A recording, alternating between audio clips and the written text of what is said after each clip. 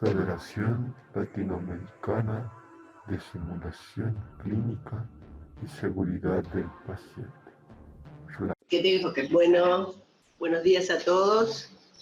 Estamos aquí tratando de iniciar una nueva experiencia en lo que tiene que ver con FLASIC y las conferencias, tratando de realizar una mesa redonda o intentar tener más de un panelista. En este caso tenemos al doctor Augusto Scalabrini Neto, cardiólogo, graduado en Facultad de Medicina de la Universidad de San Pablo, profesor adjunto del Departamento de Emergencia Clínica en la misma universidad, coordinador general y didáctico del Laboratorio de Habilidades y Simulación de la Facultad de Ciencias Médicas, Minas Gerais, y docente invitado de la Universidad de Finisterrae en Santiago, Chile.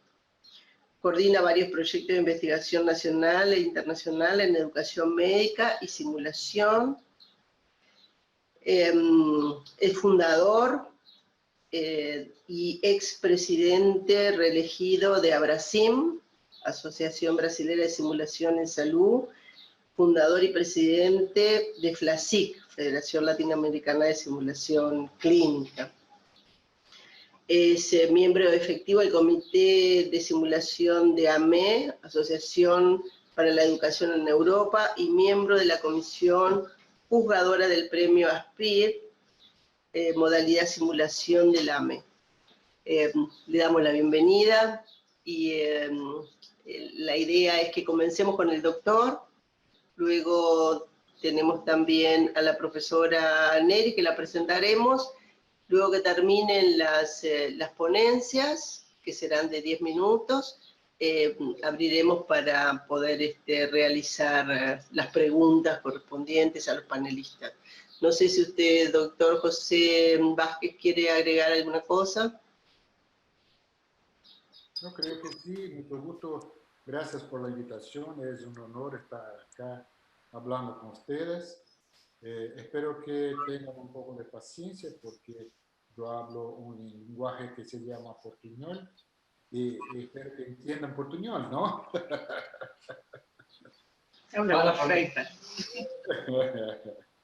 Entonces, bueno, se puede comenzar. Mi misión es de hablar un poco sobre la formación de recursos humanos en simulación, ¿no?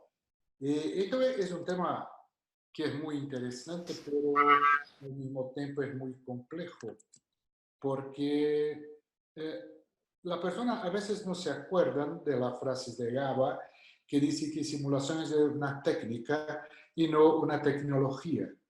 Así es como la persona, porque si las personas van y compran un simulador que es muy sofisticado, muy moderno, muy caro, pero no saben cómo hacer la simulación con ello. Y lo que pasa es lo mismo que pasa con una persona que compra una Ferrari, pero no sabe manejar. Entonces, yo creo que más importante que tener un buen simulador es tener una capacitación, es tener una idea y algunas nociones sobre qué es simulación, cómo se hace y cómo se forma un instructor. En la vida, en la simulación, nosotros nos encontramos con tres tipos de personas. Los que saben, los que no saben y los que piensan que saben. Y esos son los peores, porque ese tiene un concepto y cambiarle los conceptos a veces es muy difícil. Los otros, para los que saben, es solo darles acceso a literatura, es solo incentivarles a hacer investigación y están bien, están listos. Y los que no saben, le damos los cursos de capacitación, ¿no? Así que capacitarse por la función es fundamental, porque si no hay una capacitación, no hay cómo hacer la simulación, no hay cómo manejar eso, ¿no? Bueno, la simulación se pasea, el avance de la simulación en los últimos años se basea en tres eventos y tenemos que tener conocimiento de esos tres eventos. Uno en los cambios en los conceptos de educación de adultos.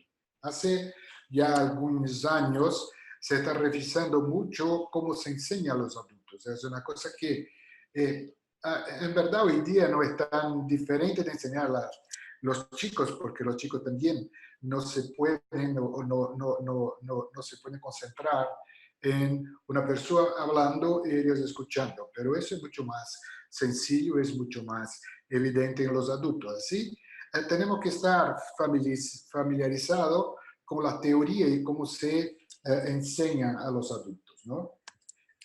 También la evolución tecnológica. Entonces, hoy día tenemos simuladores que están muy avanzados, muy sofisticados, que tienen muchas funciones.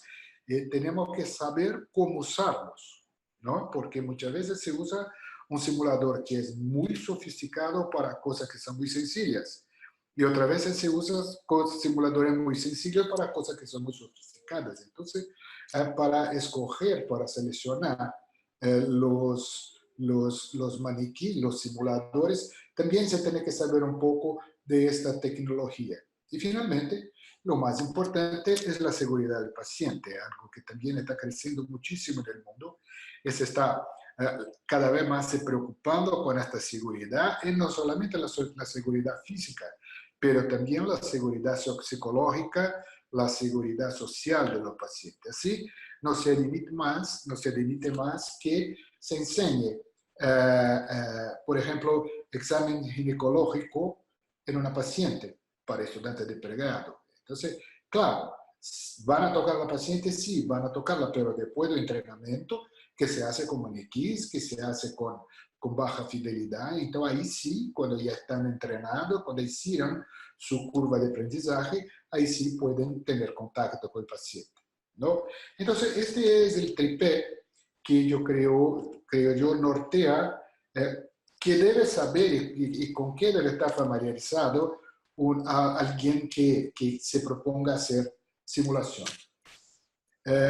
Hay muchos cursos de Brasil, acá tenemos de área, Training Consult, y hay europeo, hay los americanos, ¿no? Que son cursos que se proponen a enseñar o a formar un instructor de simulación. Pero creo yo que eso da las bases para la persona, eso lo forma de manera más técnica, pero otros conocimientos también son muy importantes y esenciales para que se tenga un desempeño que sea más significante, ¿no? Así, saber las teorías de la educación del adulto es muy importante, ¿no? Knowles, hace como 20 años, yo comenzó a estudiar eso e hice una teoría que dice que la andragogía, que es la enseñanza del adulto, es algo que es diferente de la pedagogía, que es la enseñanza de los chicos. Para los chicos aún es válido, aún, como dije, cada vez menos, el modelo de profesor y alumno, ¿no? Que está acá a la izquierda, donde lo que se tiene es un profesor que sabe todo y que enseña a los chicos que lo escuchen. Y también los chicos no tienen la oportunidad de seleccionar lo que quieren aprender, así tienen que aprender lenguaje, matemática, geografía, historia, lo que sea, tenga que aprender y no le importa si le gusta o no. Pero con el adulto esto es diferente, dije Knowles. Dije primero que el profesor tiene que abrir mano de su prominencia y ser solamente un facilitador del aprendizaje. Así son los participantes, son los alumnos adultos que crean el conocimiento y cabe al profesor estimularlos, cabe al profesor ayudarlos, cabe al profesor direccionar, ¿no? Y más, el adulto aprende lo que hace sentido en su vida. Entonces, si no es un aprendizaje que hace sentido en su vida, también no aprende. Entonces, cabe al profesor tener la sensibilidad de saber qué interesa y cómo interesa al adulto aprender las cosas, ¿no? Este es un concepto que es muy importante. Este libro es un libro que es muy interesante, muy fácil de leer. Entonces, a quien no ya lo leí, yo le recomiendo que lea porque le da muchos conceptos y le da muchas ideas nuevas. También es importante acordar que el adulto se maneja mejor con el aprendizaje experiencial, ¿no? Al adulto es más fácil aprender cuando experimenta una cosa, piensa sobre ella y ahí sí hace un nuevo concepto. Es el ciclo de aprendizaje experiencial que fue propuesto por Cole y que dice que de una experiencia concreta el adulto hace una observación reflexiva y de allí una conceptualización abstracta, una experimentación activa y la transforma esta experimentación en una experiencia concreta. Y esta experiencia, de nuevo, genera una observación reflexiva, conceptualización y así se hace en círculos. Y eso es exactamente lo que hacemos en la simulación, ¿no? Le damos una experiencia concreta, que es el escenario, hacemos una observación reflexiva, que es el debriefing, una conceptualización abstracta, que es el debriefing, y el alumno con estos conceptos lo va a experimentar, lo va a probar en la práctica y así genera una nueva experiencia concreta o un cambio de actitud, ¿no? Entonces, son conceptos que son importantes. Y también es muy importante que se tenga en mente los modelos mentales que están acá. Mira, eso dentro de los conceptos de memoria, ¿no? Esta está en la memoria más profunda, ¿no? Entonces, cuando hay un evento, ese iceberg, dice que cuando hay un evento hay reacciones que son inmediatas, como la de fugir o de luchar, ¿no? Es que son totalmente autonómicas y que te hacen bater más el corazón, te hacen subir tu tensión arterial y te hace que tú escapes el más breve posible sin siquiera traer eso para la conciencia. Acá es la memoria de trabajo, que es la memoria cuando tienes que organizar tus ideas para resolver un problema, eso es lo que usas, pero con base en los modelos mentales. Y yo creo que aprender a manejar los modelos mentales es lo más importante, porque acá está todo los archivos que la persona va a utilizar para su memoria de trabajo. ¿Ok? Entonces, manejar los modelos mentales también es un concepto que es muy, muy importante, ¿no? Bueno, y finalmente, el feedback, ¿no? El adulto necesita un feedback. Y saber darle un feedback no es una cosa tan sencilla así de darle, el debriefing es una forma de feedback, pero saber darle un feedback es importante, que el feedback sea significante, que sea dado en el momento cierto y de la forma cierta, con la estructura cierta. Entonces, mira, son conceptos que son muy importantes y son conceptos teóricos, por así decir, que el adulto tiene que tener en mente cuando se propone a formarse como instructor de simulación. Eso, claro, no es todo discutido en un curso formal porque no hay tiempo para eso, ¿sí? Porque eso se forma a lo largo de los meses. Entonces, es importante que se tenga en mente que se tiene que estudiar, leer sobre eso y aprender sobre eso, ¿no? Así, lo más difícil, creo yo, al menos mi educación fue una educación muy formal toda la mi vida. Yo lo que tenía eran clases, ¿no? Aburridas, complicadas, pero clases, ¿sí? Y cambiar eso para un modelo donde el profesor es solamente un elo de una corriente donde informaciones son cambiadas y donde se llega a un nuevo conocimiento a través de una construcción que es colectiva, es complicado. Es muy complicado, especialmente también porque es mucho más fácil dar una clase que hacer una facilitación, ¿no? Eso cansa más, te lleva más tiempo, tiene que tener una estructuración mental que es más potente que en una clase formal. Entonces, este cambio creo que es lo más complicado para quien se proponga a hacer simulación, ¿no? Trabajar sobre este cambio, yo creo también que es fundamental la formación de un instructor, ¿no? Una otra cosa que se tiene que enseñar es cómo introducir, cómo colocar la simulación en un currículo, sabiendo su lugar. Entonces, dentro de la pirámide de Miller, tenemos el conocimiento, que es la parte teórica, que es todo lo que se debe saber para hacer o para tener dominio de un tema.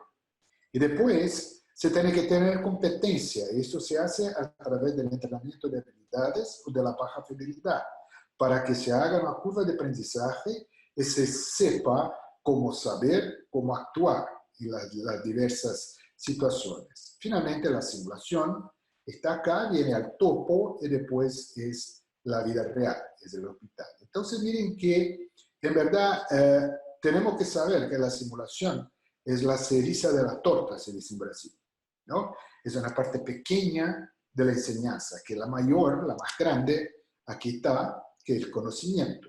Y las habilidades es otro tema muy largo también. Pero la simulación sí es más restricta para que prepare los individuos que ya pasó por eso para llegar a la acción, ¿no? Y mucha gente no piensa así, porque piensa que todo se puede enseñar con simulaciones. No es verdad, ¿no? Se tiene que seleccionar lo que se quiere enseñar y poner las cosas en su debido lugar. Esto también es un aprendizaje muy importante. Entonces ustedes ven que la formación del instructor de simulación es algo complejo, porque no involucra solamente un curso, sino una serie de aprendizajes, una serie de temas, una serie de habilidades que se debe adquirir para hacer la simulación de una forma significante, ¿no? Otra cosa que se tiene que enseñar al instructor es adaptarse al nivel del participante. Así que nos resulta hacer un escenario muy complejo para pregrado. Y también no un escenario muy simple para quienes ya es posgrado. Entonces, mira, conocer su platea, conocer su público y adaptarse al grado de conocimiento de este público es muy importante. Y nos ayuda mucho esta teoría, la teoría del flujo. Yo no puedo, mira, este es un autor que es polonés, húngaro, en verdad. Los húngaros no creen en vocales, entonces yo no me atrevo a decir su nombre porque por seguro no voy a alcanzar, ¿no? Pero lo que pasa es que lo que él dice sobre esta teoría de flujo es que flujo es un estado de felicidad. Es un psicólogo ese tipo. Y dije que situaciones de estado de flujo es cuando, por ejemplo, te está escuchando una música que te encanta mucho, cuando estás leyendo un libro que te encanta mucho, y ahí estás tan involucrado en su actividad que tú deletas, tú sacas fuera todo el ambiente externo. Así, para sacarle de esa cosa se necesita un poco de esfuerzo. Muchas veces usted está escuchando la música, te llaman varias veces antes que en verdad te llegue al consciente que está siendo llamado. Es que eso se atinge cuando se tiene una relación ideal entre habilidades y desafío. Dije, Mihaly, que cuando las habilidades son mucho más grandes que los desafíos, hay un estado de tedio. Cuando el desafío es mucho más grande que la habilidad, hay un estado de ansiedad. Entonces, en verdad, lo que se tiene que obtener es una situación donde el desafío es un poco más grande que las habilidades, pero siempre en un nivel elevado. Entonces, tiene que se garantizar que hay habilidades que son muy, conocimientos que son ya grandes, ¿no? Y ahí sí proponerle un desafío que sea un poco mayor que ese, ¿no? Ese me parece un concepto interesante y en verdad, cuando tú pones esto en práctica, vas a ver que funciona muy bien, ¿no? Pero algo también que el docente, el instructor tiene que tener en mente, ¿no? Y escuchar es muy complicado, ¿no? Hemingway dije que me gusta escuchar. Aprendí mucho escuchando con atención. La mayoría de las personas nunca escucha, lo que es la pura verdad. Nosotros más hablamos que escuchamos. El arte del debriefing es escuchar y no hablar. Entonces, enseñar a la persona a hablar poco es algo que es complicado, porque quiere hablar y es un profesor. Y tiene en la sangre de enseñar, de transmitir la información. Pero es mucho más útil y mucho más rico escuchar lo que tienen a decir los alumnos do que darles la información y guiarlos para que lleguen a esta información por su propia cuenta, ¿no? También, finalmente, saber que estamos manejando con diferentes personas. No hay dos grupos iguales. Perdón, los grupos son muy diferentes entre sí y manejarlos a veces requiere un poco de arte.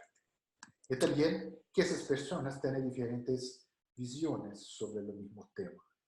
Entonces, manejar esas diferentes visiones, tener en cuenta que los grupos no se puede tener una conducta que sea común para los grupos porque son diferentes y eso también hace parte del arte. Así, esas son pequeñas provocaciones, ¿no? Para que pensemos en cómo formar un instructor, en lo que se requiere para que un instructor de simulación tenga suceso en su carrera. ¿Ok? Muchas gracias.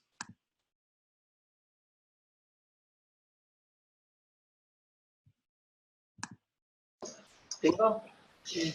Bueno, perfecto, doctor. Un gusto. Ahora vamos a presentar, para que también haga el aporte desde otro ángulo, a la profesora Nery González, licenciada en Enfermería, especialista en Gestión de Servicios de Salud, magíster en Enfermería de Práctica Avanzada, profesora de grado 5 de la Universidad de la República, ex directora académica de la carrera de licenciatura en Enfermería en la Facultad de Enfermería Regional Norte de la Universidad, profesora agregada de Administración de los Servicios de Salud. La profesora es integrante de SUSIC, nuestra Sociedad de Simulación Clínica en el Uruguay. Es también la precursora en el primer laboratorio de simulación clínica en el país, vicepresidenta del Colegio de Enfermeras del Uruguay, así que le damos la bienvenida y le vamos a dar también sus 10 minutos para la exposición y luego pasaremos a las preguntas correspondientes. Adelante. Bien, buenos días. Es un gusto poder estar en esta reunión virtual y poder mirar desde alguna perspectiva el tema tan complejo como capacitar recursos humanos en simulación.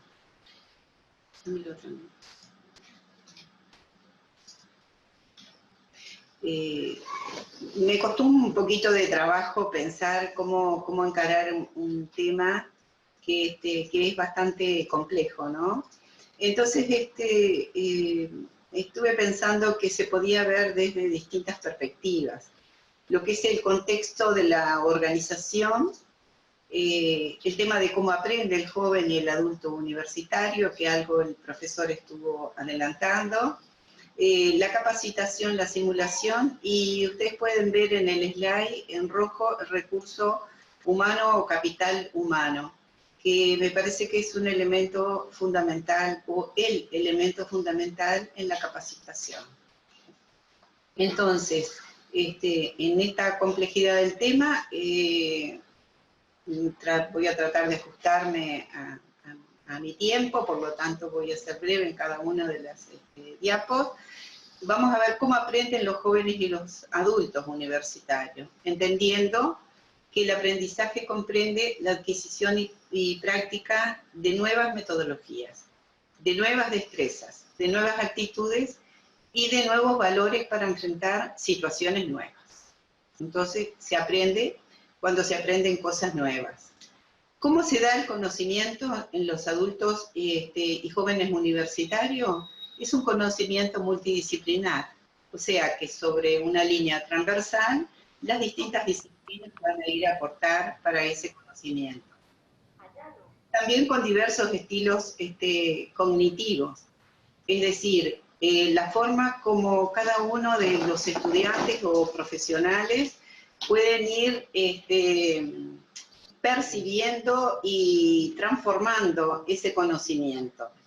Y después, entonces, nos encontraríamos con un estilo de aprendizaje convergente, donde con todo el bagaje teórico tendríamos una conceptualización abstracta, y luego, aplicada a la práctica, tendríamos una experimentación activa. Entonces, nos preguntamos, y esto es resultado de una investigación, cómo enseñar a los jóvenes para que esa enseñanza sea exitosa, ¿no? Y tomamos la definición de García y Conde, que dice que se deberían trasladar los contenidos a la práctica y situaciones de la vida real mediante actividades de laboratorio, resolución de problemas y aplicación de destrezas, y ahí estaría la simulación. Como dijimos y mostramos en la otra slide, otro de los elementos fundamentales es las organizaciones. Las organizaciones o instituciones de enseñanza, desde ese contexto donde se van a dar los procesos de aprendizaje. De esto quería decir la complejidad que tienen y la dinámica que tienen las organizaciones, ¿no? Las organizaciones podemos definirlas, que son seres vivos que cuando alcanzan éxito crecen. Y cuando crecen llevan a una mayor complejidad de los recursos, tanto tecnológicos, pedagógicos, materiales, financieros y de tareas, pero principalmente las personas, porque son ellas las personas, y en este caso serían los que enseñan, que con su conocimiento, habilidades y destreza constituyen el diferencial competitivo de la institución de enseñanza. Por eso que a este recurso humano se le ha dado de llamar ahora en la administración moderna como talento humano o capital humano o capital intelectual. Y aquí algunas características que la organización, vista desde lo macro, tiene que ver en ese profesional, ¿no? Y que se refiere al valor del docente como capital humano para poder enseñar. Son seres humanos dotados de personalidad, con conocimientos y competencias que tienen que ser indispensables para la formación de otras personas. Entonces, estas son las características, una de las características del docente, pero también es la responsabilidad de la institución contar con estas personas. Son personas activadoras de los recursos de la organización, que impulsan también la renovación de los procesos y dinamizan esos mismos procesos educativos. Son personas que están asociadas a la organización, que forman parte de esa organización, que son proactivas, es decir, que se adelantan a las situaciones para generar cambios y hacen esfuerzos de dedicación, responsabilidad y compromiso, generando ellas mismas autonomías. Personas con talento, portadoras de competencias esenciales para dar el éxito a la institución y, en ese sentido, el éxito también para los procesos de educación. Ninguna tecnología sustituye el valor de ese docente. Entonces, se necesitan personas capacitadas para ayudar a alcanzar los objetivos y metas de esa organización, y estas personas tienen que aplicar todas las habilidades, el conocimiento y las competencias para lograr el éxito en la institución. Por lo tanto, las estrategias de las instituciones deben estar orientadas al valor del docente como persona y como recurso humano fundamental, y desarrollar para alcanzar esos resultados esperados en la enseñanza.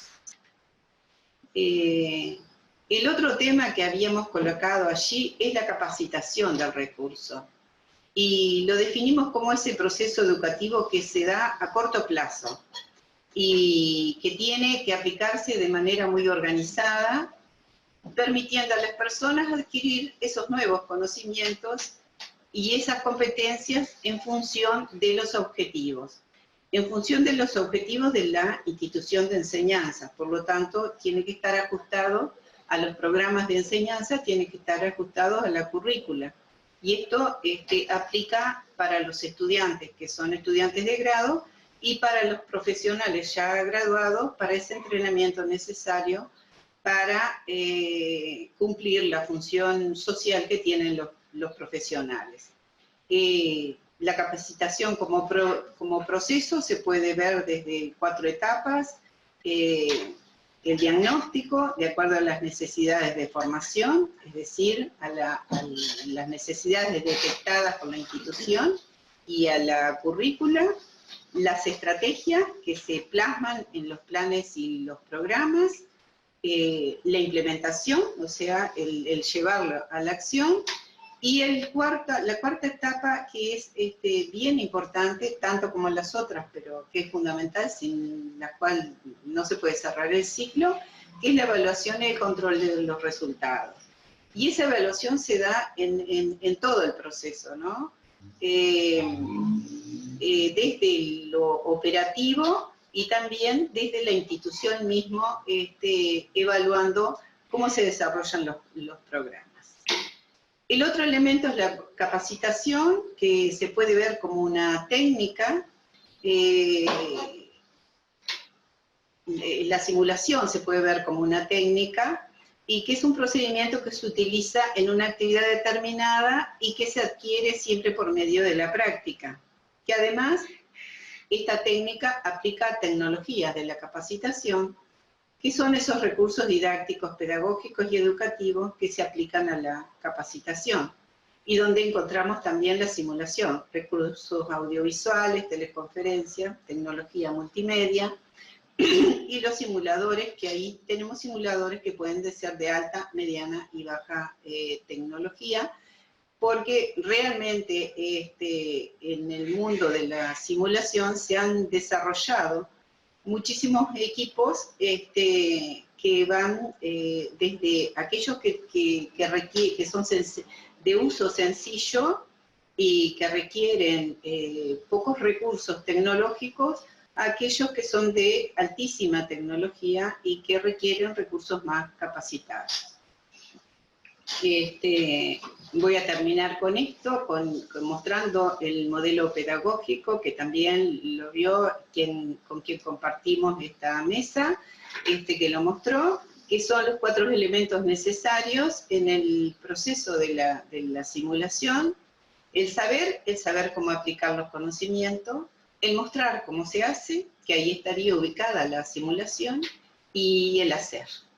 Así que espero haberme ajustado a los tiempos y muchísimas gracias. No.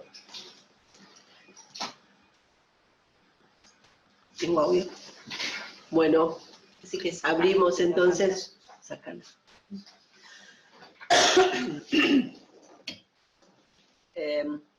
Abrimos a las preguntas.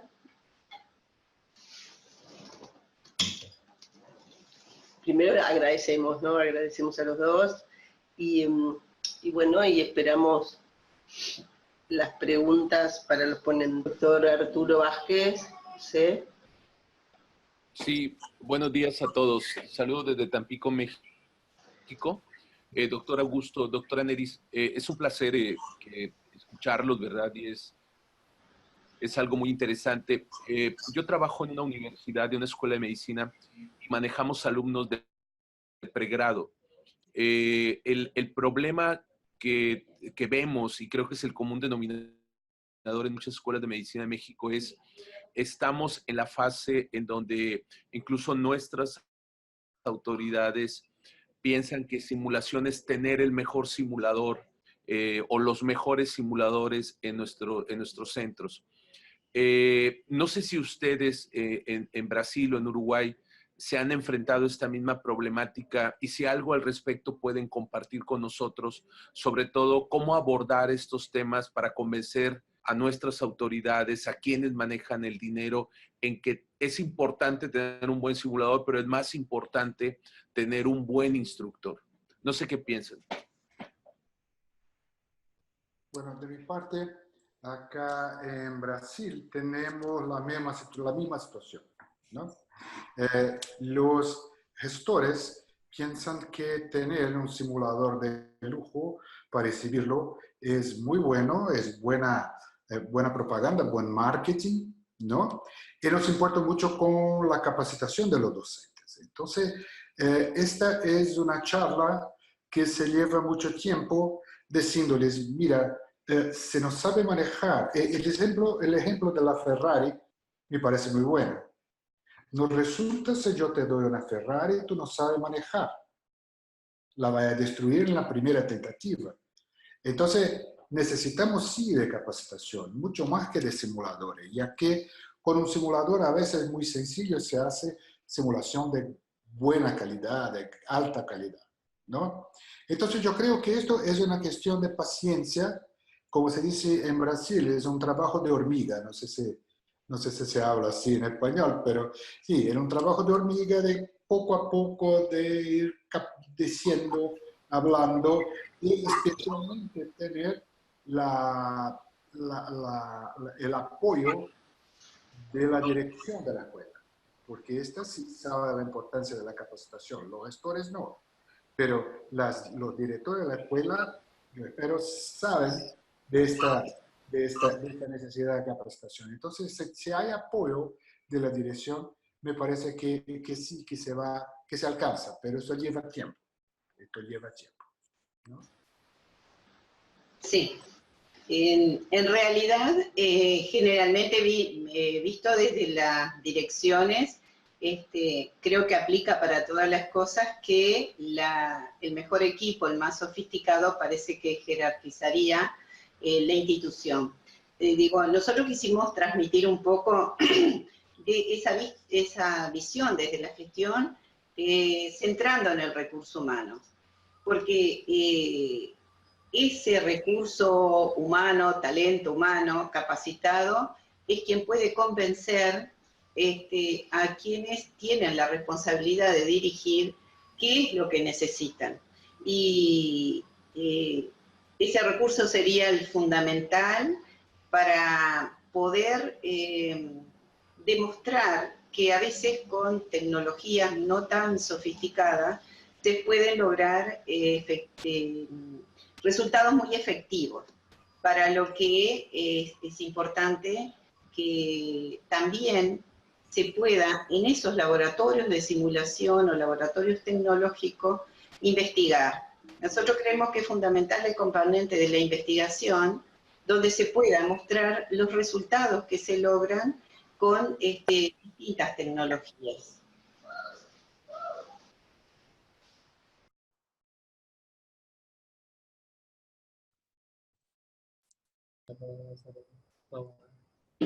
Hola. No quiero hacer. ¿Qué haces? Pero, Hablas, ¿eh? buenos días. Buenos días. Saludos desde Puerto Rico. Para poder definir que un programa de simulación clínica es efectivo, ¿cuántos recursos humanos nosotros necesitaríamos como mínimo para potencializar ese centro de simulación? Complicado eso. Complicada, porque depende de tu currículum, depende del número de alumnos, depende de cuántos cursos va a atender. Entonces, mira, esa cosa del número de equipo es complicada, es complicada. Yo creo que no hay una fórmula, ¿sí? No hay una fórmula, eso va a depender de qué tamaño tienes tu escuela, cómo es la inserción curricular de la simulación. Por ejemplo, yo les digo que en Minas Gerais, donde yo coordeno el centro de simulación, tenemos 200 alumnos de medicina por semestre. Tenemos más como 100 estudiantes de enfermería por año y más unos 80 de fisioterapia. Entonces, mira, es una cosa muy complicada, es una cosa muy, como diría, el manejo de todo eso es complicado. Y además, nuestra inserción curricular de simulación va desde el primer año hasta el fin del curso, ¿no? Se comienza con las habilidades, entonces se requiere mucha gente. Cada 6 meses tenemos dosis. Entonces, mira, sé que requiere mucha gente. Tenemos como 30 docentes involucrados en eso, ¿no? Pero claro, solamente depende de quién son las personas, de cuánto es, de cómo es en sí. Yo no sé si Neris tiene una respuesta mejor que esa, pero a mí me parece que es una respuesta complicada. Sí, no, depende de qué es lo que se va a enseñar y en ese momento. Yo les cuento un poquito mi experiencia como directora académica de un programa de licenciatura en enfermería, donde durante los 4 años se enseña simulación. Entonces, en la organización de la currícula, se van determinando los conocimientos que tiene que tener el estudiante. Como trabajamos con recursos que son bastante escasos, nosotros como estrategia lo que tomamos por 2 motivos, por optimización del recurso y además por compromiso del mismo docente y por la coherencia en la enseñanza, que el docente de la práctica clínica refuerce el laboratorio tecnológico y esté trabajando también en la enseñanza de esos procedimientos.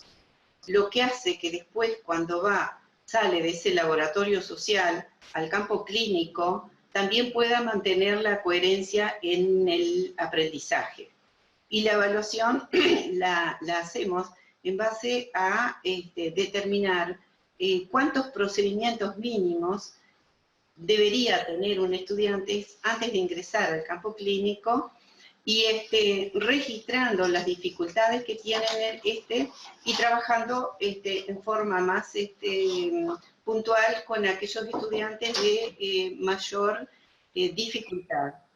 Y esto ha sido bastante exitoso porque logramos ese docente comprometido y que ya va también con un conocimiento de las dificultades que tiene el estudiante y puede acompañar un poco más y con más propiedad el proceso de aprendizaje del estudiante cuando se enfrenta al campo real. No sé si Silvia quiere agregar algo más. No, solo decir que en Uruguay hay una norma para los laboratorios de simulación clínica que no pueden, hay normas que tienen que ver con espacios físicos y hay normas que tienen que ver con el número de docentes por estudiante. Y el máximo de estudiante que puede tener un docente en un laboratorio de simulación es de 15, es el máximo, de ahí menos.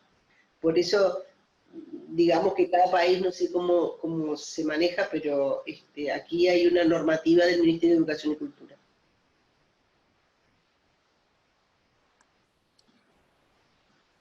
Quiero hacerle una pregunta desde Puerto Rico. Hola. Desde Puerto Rico, la doctora Magali Mojica. Desde Puerto Rico, Magali Mojica. La doctora Magali Mojica, es que nosotros tenemos una dificultad con los docentes de enfermería, porque nuestros docentes le tienen miedo al concepto de la simulación clínica. Hemos enfrentado, ¿verdad?, que nuestros docentes, la capacitación en nuestros docentes ha sido mínima y cuando llegan al concepto de la simulación clínica, que aunque tienen una tecnología muy avanzada, los docentes en la práctica pues están, ¿verdad?, tienen esas dificultades, no quieren, ¿verdad?, no aceptan a algunos de los docentes realizar, ¿verdad?, el concepto de la simulación clínica. ¿Ustedes han enfrentado eso en sus áreas? Sí, en realidad no a todos los docentes les gusta trabajar en un laboratorio y les gusta más la práctica real que esa práctica que se da en los laboratorios. y es real, el problema es el mismo. Parecería que no hay una valoración de esta herramienta que es importantísima y que para el estudiante lo coloca en una posición de ventaja cuando va a realizar ese aprendizaje. Es mucho más fácil un docente que trabaje en otra área, más bien en áreas clínicas o en áreas para la teoría, que en un laboratorio de simulación.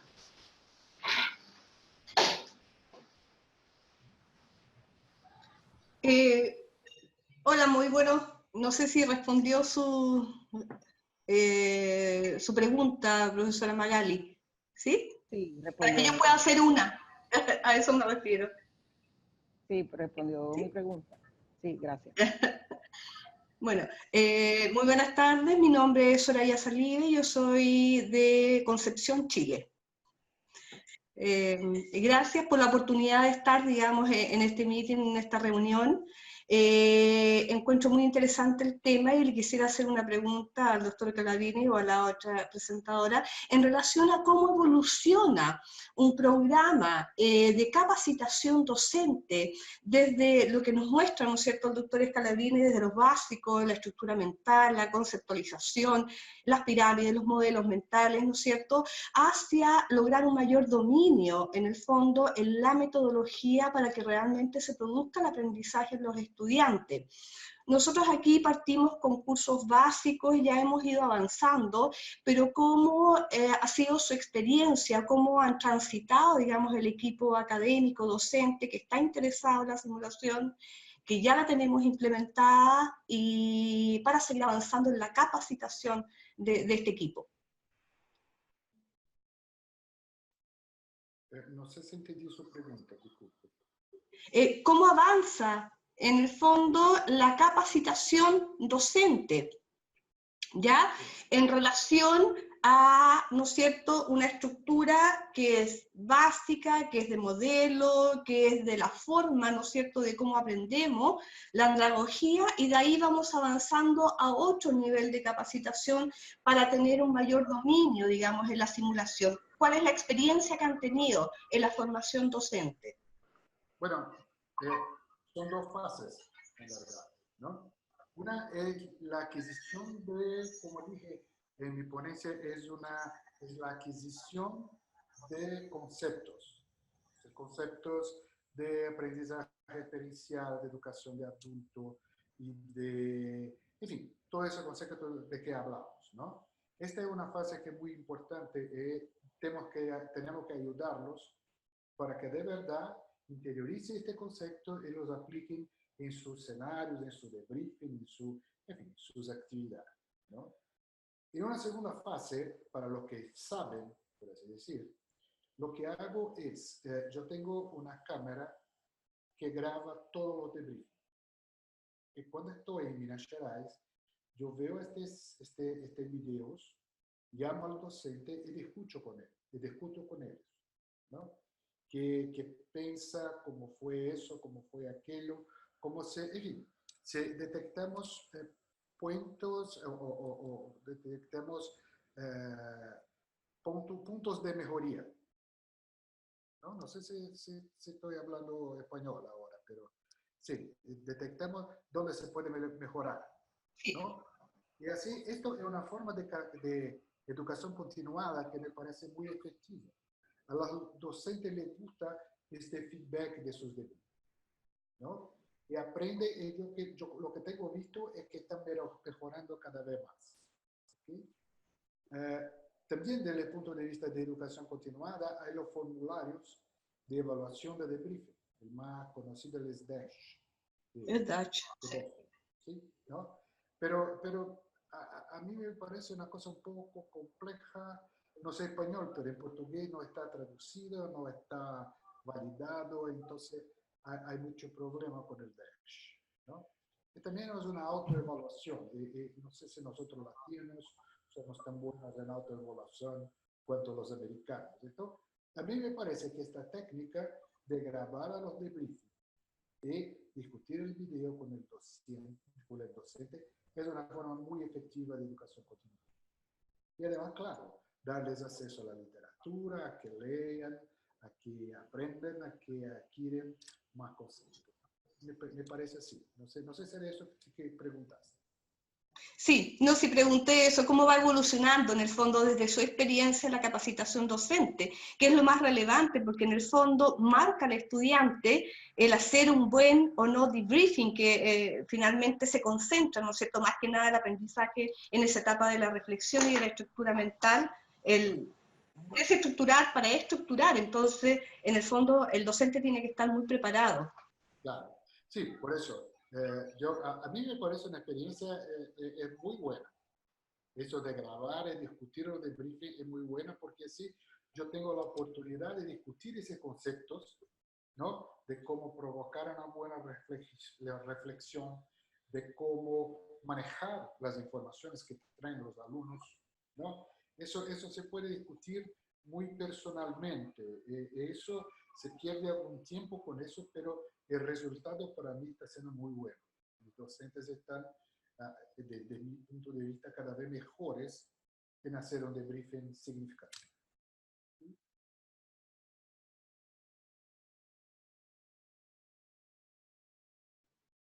Complementando lo que dice el doctor, me parece fundamental el hecho de registrar, que todo lo que se hace se registra, que se registra en forma escrita, que se registra en forma grabada, que puedan haber esos registros y para después evaluar, ¿no? Cómo fue el procedimiento, qué dificultades se tuvieron, qué dificultad tuvo el estudiante, y también evaluarlo sobre la dificultad docente. Y acá también es fundamental, nosotros tenemos la evaluación del estudiante en todos los procesos educativos, que es bien importante porque nos está diciendo si estamos llegando a cumplir el objetivo de aprendizaje que el estudiante necesita. Y no solamente una mirada del docente que puede decirse si cumplió el objetivo del programa, sino que tengamos la otra voz. Bueno, sí, pude aprender, me siento seguro, y después esa evaluación que se haga en forma conjunta, ¿no? Y que los contenidos que se dicten sean ajustados a la currícula, porque el docente se prepara y está en una asignatura que en definitiva es aquella que la tiene que manejar, tiene esa obligación. Por eso también centramos un poco la presentación en las condiciones de ese recurso y la responsabilidad institucional de formar a ese recurso para que pueda dar respuesta a la institución y al estudiante y a los fines y objetivos de la institución. Gracias.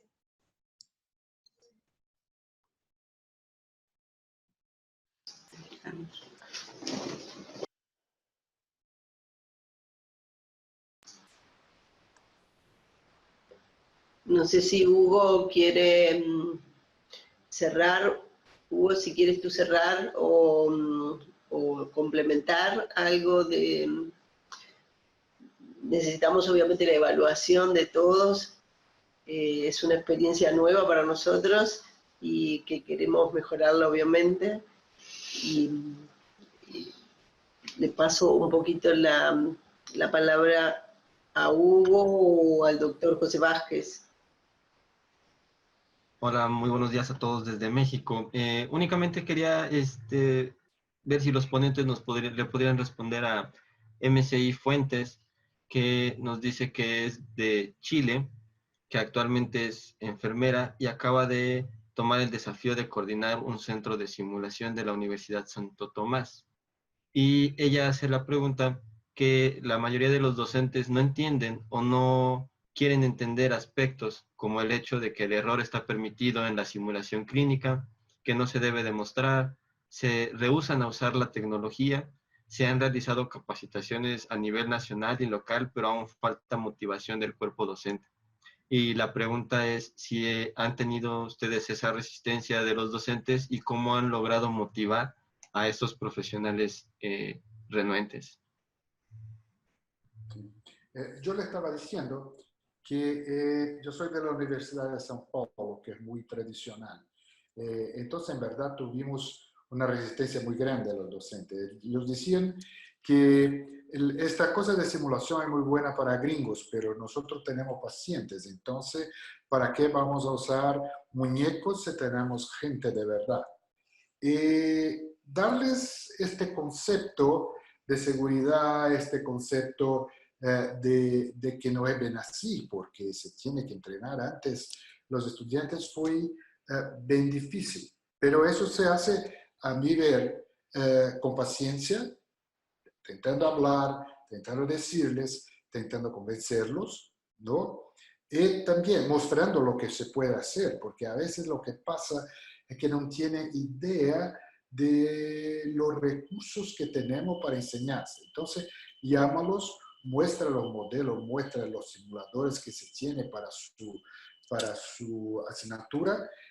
Claro, así se van poniendo más confortables, ¿no? La segunda cosa es que los docentes más antiguos son más difíciles de convencer. Los jóvenes están más acostumbrados con la tecnología, la electrónica y la computadora, entonces para ellos es más fácil. Más, a mí me parece que el más importante es el apoyo de los alumnos, porque a los alumnos les encanta la simulación. Y entonces, una vez que saben que hay, por ejemplo, un maniquí de ginecología en el laboratorio, que ya frecuenta el laboratorio, van a pedir al profesor de ginecología que los lleve a les dé la clase con los maniquines. O entonces, cuando hacen la evaluación de los cursos, los profesores comienzan a ver que los cursos que incluyeron simulación en su currículum son más bien evaluados de que los otros. Entonces, a mí me parece que la participación de los estudiantes es fundamental. Si les gustan los estudiantes, ya es medio camino vencido. Y claro, el apoyo de la directoría, ¿no? Porque si los coordinadores de curso y los directores de la escuela no te apoyan, ahí se queda muy complicado.